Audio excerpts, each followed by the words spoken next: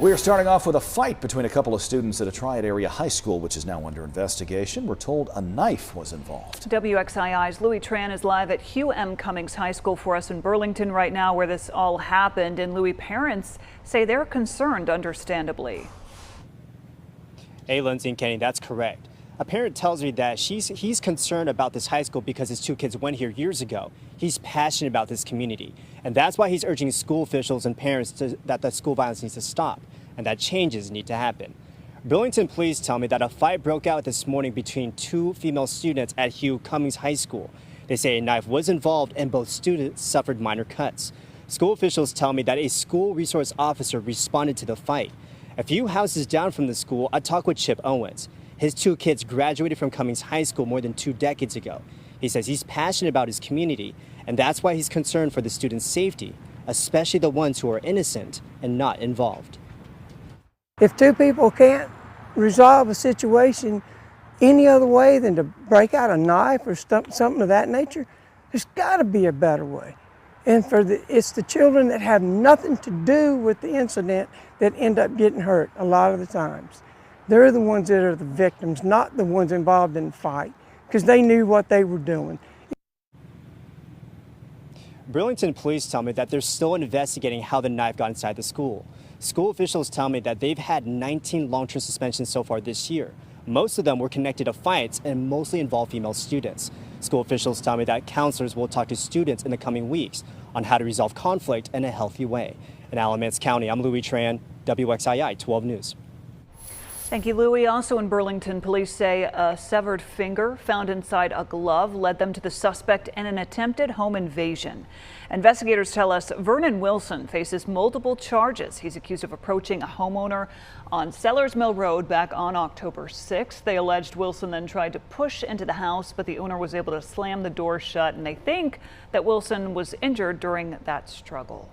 A couple of men were found dead inside a home in Archdale early this morning. The Randolph County Sheriff's Office is calling this a murder-suicide. WXI 12's Maria DeBone joins us live at the Sheriff's Office this evening. Maria, what have you learned about these two men? Well, Kenny, we learned that the two men were brothers who lived together at a home on Huff Road. They've been identified as Scotty Craig Pierce and Jackie Allen Pierce. The Randolph County Sheriff's Office said they had a caller on the phone with one of the men who said he was threatening to shoot himself. The caller said they heard a gunshot and the conversation ended. Deputies went into the home and found one person with stab wounds and another with a gunshot wound. Both died. Neighbor Lee Farlow said he would check on them from time to time and just spoke with one of the brothers yesterday. It's sad, I mean, not because I knew them both, but, it's sad for the families, sad for the people in general, But can't say it didn't affect us, Right. And Farlow said the two brothers were kind, and he's saddened to hear this happened. In Randolph County, Maria DeBone, WXII 12 News. Maria, thank you. A suspect is on the run tonight after two others were arrested in Winston-Salem. All three are accused of breaking into cars at an apartment complex, then later firing several shots at an off-duty sheriff's deputy. This happened near Country Club Road and Vinegar Hill Road. Authorities say the deputy saw the break-ins and followed the suspect while sharing that information with Winston-Salem police. The deputy was not physically wounded during this incident. There was another chase which ended on Grove Avenue. The suspects tried to run away, but as we've mentioned, two are in custody. Police say the car involved was stolen, and officers recovered a couple of guns at the scene as well. We're also following a developing story this hour. Actress Angela Lansbury, best known for her roles in Murder, She Wrote and as the voice of Mrs. Potts in Beauty and the Beast, has died. Her family, who announced the passing, says Lansbury was just 5 days from turning 97. She was also a star on Broadway throughout her career, earning 5 Tony Awards. More on her life and legacy on the WXII 12 News app and our website. All right, we're talking about the weather here across the Triad now. Meteorologist Michelle Kennedy is with us today. And Michelle, it is beautiful out there, but there are changes coming in the next few days. Oh my goodness, there are changes. We've got more clouds for one, so I'm going to miss those beautiful blue skies, and we've got some sunshine that turns the temperatures down a notch too. You've got those 70-degree temperatures right now, though. Good sunshine here with that beautiful ridge of high pressure in place, and we've had a chance to warm up a little bit each day, and now you're seeing 68 degrees in Roanoke, 64 in Galax as well, Boone 62. So near normal temperatures, although we did start off autumn a little cooler than normal, about 6.6 degrees below normal over the last couple of weeks. So grateful to talk about some more sunshine coming for your weekend. It's just a little cooler for you right behind this next system. Here's that front. It's trying to line up to the west for us. We've got a ridge of high pressure at the moment, but tomorrow things are changing. You're already starting to see those clouds build from the south, and that's what we're looking for.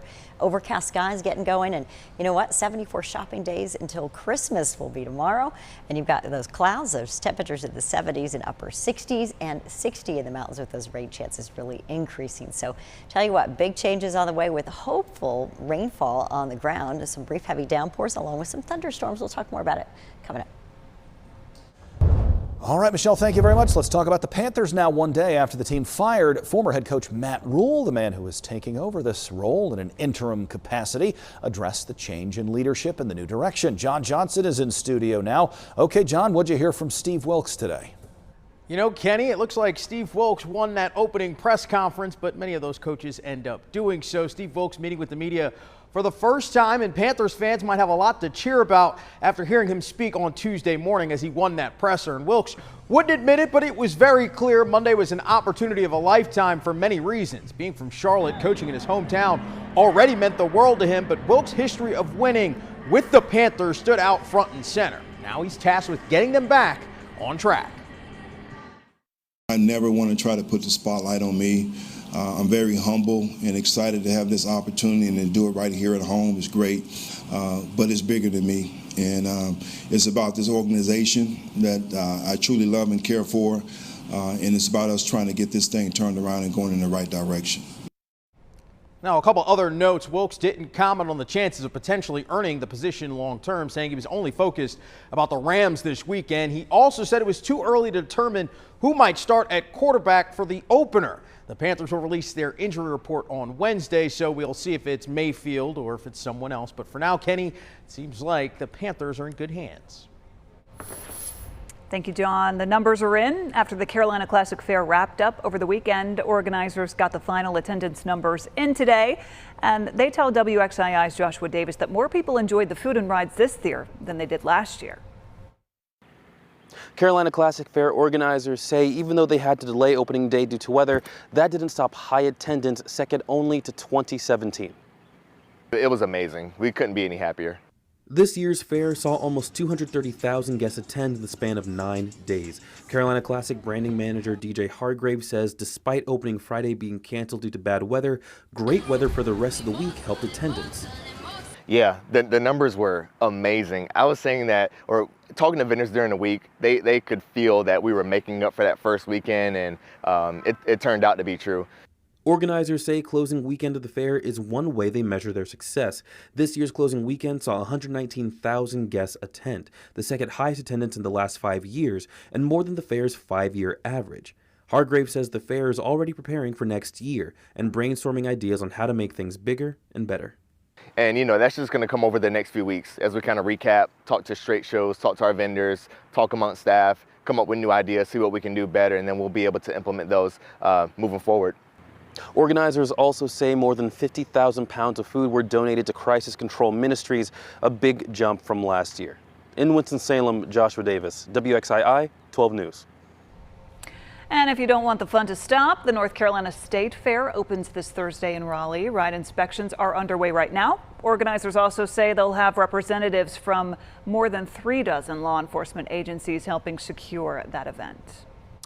We're also looking ahead to a special moment for Triad area veterans. About 100 of them will take part in an honor flight tomorrow. They'll leave from PTI in Greensboro for Washington, D.C. While they're in and around the nation's capital, they'll visit a number of memorials dedicated to the wars in which they served our country. This particular flight will include veterans of World War II, the Korean War, and the Vietnam War as well. We're going to have all-day coverage of this honor flight for you. Starting on WXI 12 News tomorrow morning, we'll have a crew live at the airport. Then tune in throughout the day for a look at how the trip is going, and be sure to check out our late newscasts, 10 o'clock on the Triad CW and 11 o'clock right here on WXII for a recap of how everything went and the unforgettable welcome home party at PTI.